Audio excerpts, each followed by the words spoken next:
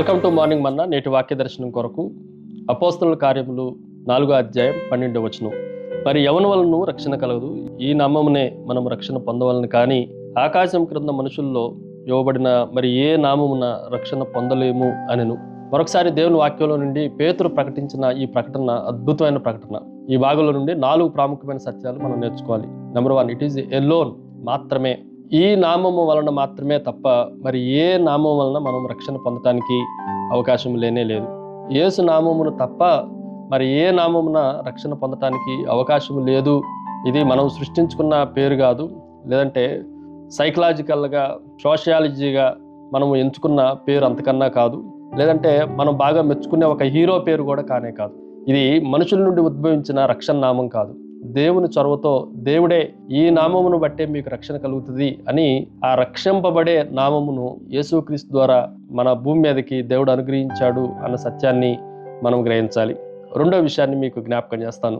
It is a authority, అధికారము. ఈ మాటను కూడా మనం జాగ్రత్తగా ఆలోచన చేస్తే మనము రక్షింపబడవలసిన వారంగా ఉన్నాము అని దేవుని వాక్యం మనకి జ్ఞాపకం చేస్తూ ఉంది.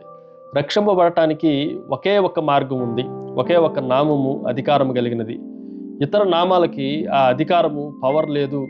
అవి కొంతవరకు పనిచేయగలవు, కానీ అంతిమంగా కనిపించే పాపము, అంతిమంగా కనిపించే మరణము, ఈ రెండిటికి అంతిమ పరిష్కారము, రక్షణ భాగ్యం ఇచ్చే పరిష్కారము యేసుక్రీస్తునందే ఉంది అన్న విషయాన్ని మనం జాగ్రత్తగా ఆలోచన చేయొచ్చు. ఉదాహరణకి ఒక వ్యక్తికి ఏదన్నా రోగం వస్తే ఆ ఫ్రెండ్స్, వాళ్ళకి తెలిసిన వారంతా ఏదో ఒక రకమైన మూలికలు ఇవ్వటమో, లేదంటే ఏదన్నా కాఫీయో టీ ఇవ్వటమో, జెండు బాంబు లాంటిది ఇవ్వటమో, ఏవో కొన్ని ఉపశమన కార్యక్రమాలు చేయగలరు. కానీ ఒక స్పెషల్ డాక్టర్ దగ్గరికి వెళ్తే ఆయన ట్రీట్మెంట్ చేసి డయాగ్నోజ్ చేసి ఒక మంచి యాంటీబయాటిక్ ఇస్తాడు. ఆ యాంటీబయాటిక్ ఇస్తే మాత్రమే ఆ రోగం తప్పుదు తప్ప ఈ నొప్పులకో లేదంటే ఉపశమనం కోసం ఇచ్చే వీటి వేటి వలన ఆ రోగం పోదు. అలాగే మనం కూడా రక్షణ పొందటానికి ఏకైక మార్గము, ఏకైక నామం యేసుక్రీస్తే తప్ప ఉపశమనం కోసం ఏదో జపిస్తే అవనే అవ్వదు అన్న విషయాన్ని కూడా మనం గ్రహించాలి.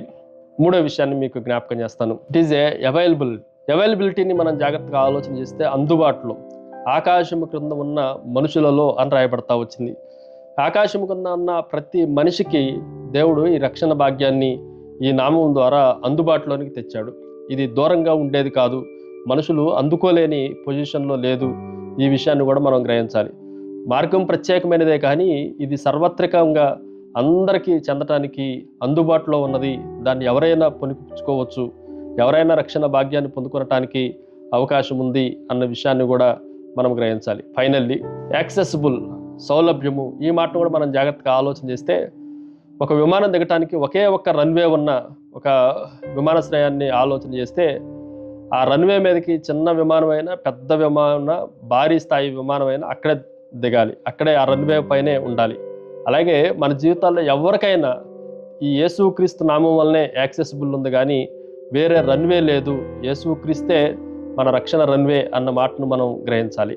ప్రార్థన. సకల ఆశీర్వాదములకు కారణభూతుడు తండ్రి, మరొకసారి నీ నామము వలనే మాకు రక్షణ, మరి ఏ నామం వలన రక్షణ భాగ్యం లేదన్న విషయాన్ని స్పష్టంగా మీరు తెలియజేసినందుకై మిమ్మల్ని స్తుతిస్తూ ఆరాధిస్తూ యేసు నామమున అడిగి వేడుకొంచున్నాం తండ్రి.